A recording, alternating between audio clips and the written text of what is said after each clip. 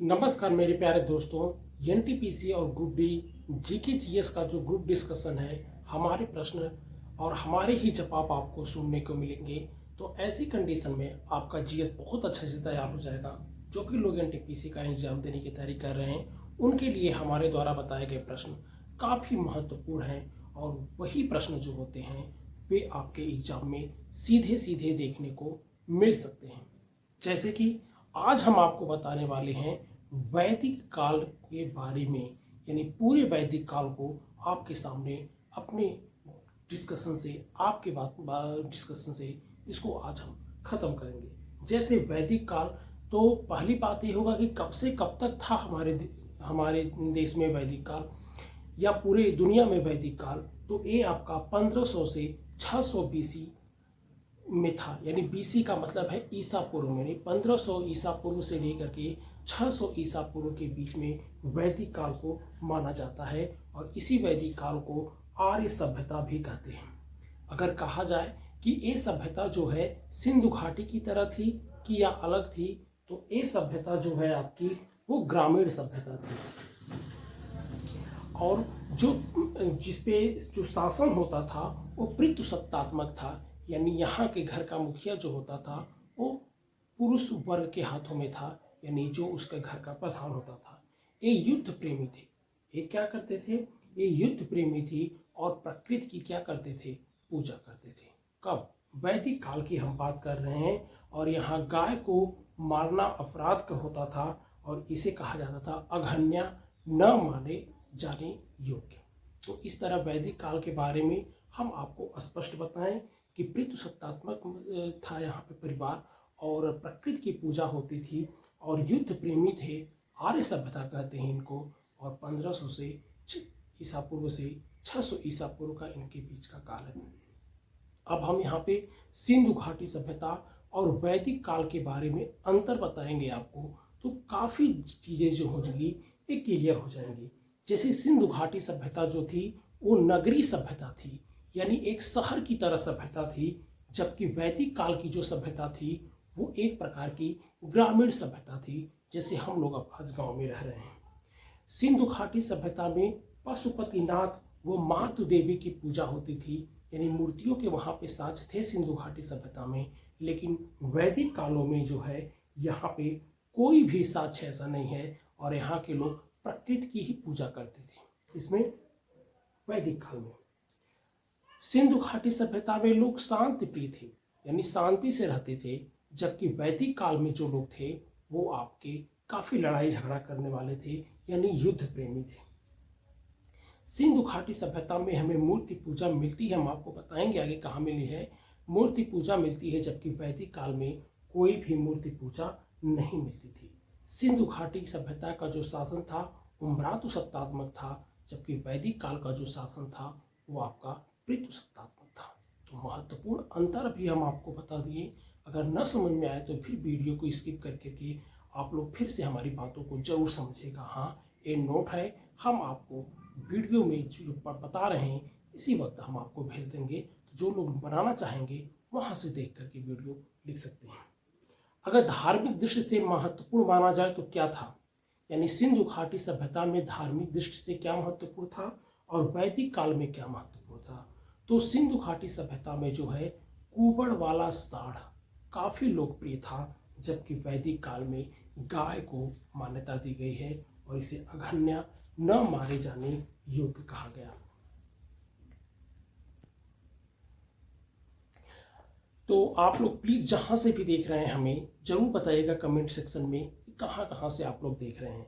अब वैदिक सभ्यता का हम यहाँ पे बंटवारा करते हैं, यानी वैदिक सभ्यता आपको बताए थे कि 1500-600 ईसा पूर्व में थी।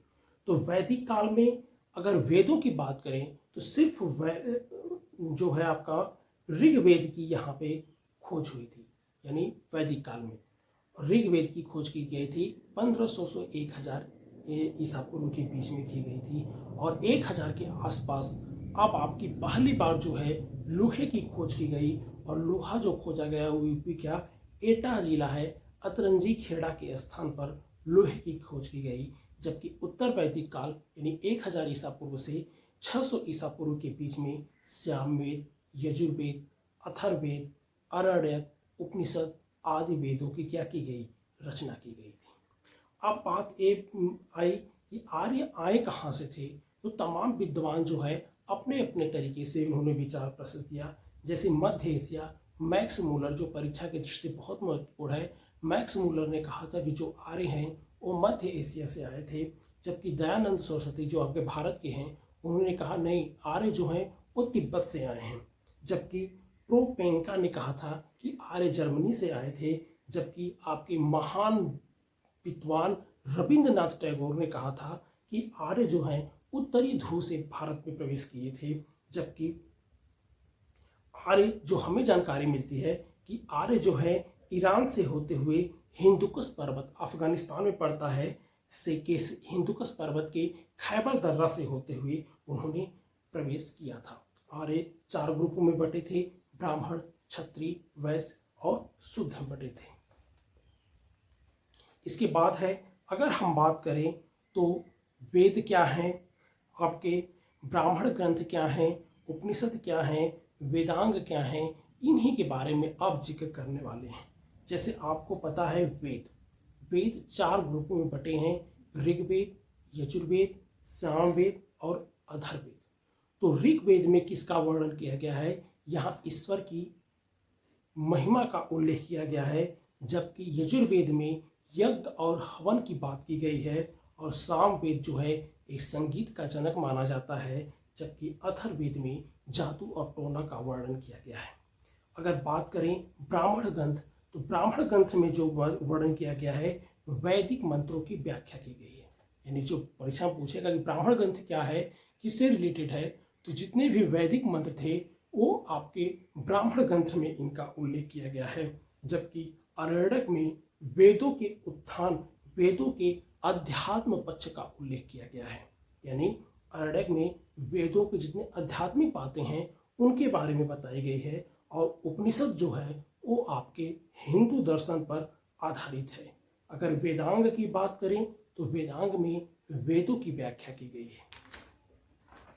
इसके बाद अगर हम बात करें ऋग्वेद की, अब सभी वेदों को यहाँ पे बताएंगे बारी बारी से आगे चल करके, लेकिन बहरहाल सबसे पहला जो वेद है आपका वो ऋग्वेद है। और ऋग्वेद जो है जैसे आपको पता है कि ये हमारे देश पूरी दुनिया का सबसे प्राचीनतम वेद है।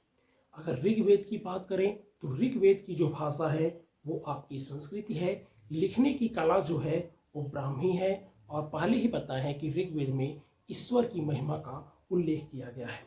कुल 10 मंडल में बांटा गया है। 1,128 आपके सूक्त हैं, जबकि 10,462 जो है मंत्र और श्लोक होते हैं। ऋग्वेद में पुरोहित को होत्रु कहा जाता है। यानी जो पुरोहित होते हैं, जो पूजा पाठ करने वाले होते हैं, उनको होत्रु कहा जाता है। जबकि गायत्री मंत्र जो विश्वामित्र के द्वारा रचना की गई है वो ऋग्वेद के 3रे मंडल में उसका वर्णन किया गया है। 4थे मंडल में कृषि का वर्णन किया गया है। जबकि 7वें मंडल में अभी हम आपको फिर से बताएंगे 10 राज युद्ध का वर्णन किया गया है। क्या है युद्ध, अभी उसके बारे में बताएंगे, 7वें मंडल में है।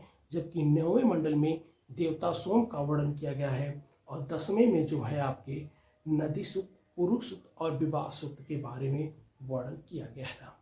तो ये है ऋग्वेद का जो बहुत महत्वपूर्ण है। यहाँ के हर एक एक पॉइंट जो है एग्जाम में पूछी हुई है। यानी गायत्री मंत्र का वर्णन ऋग्वेद के 3रे मंडल में और 10 राज युद्ध का वर्णन सुदास और 10 जनों के बीच हुआ था, आगे बताएंगे, वो 7वें में है। जबकि देवता सोम का वर्णन वे 9वें में वर्णन किया गया है।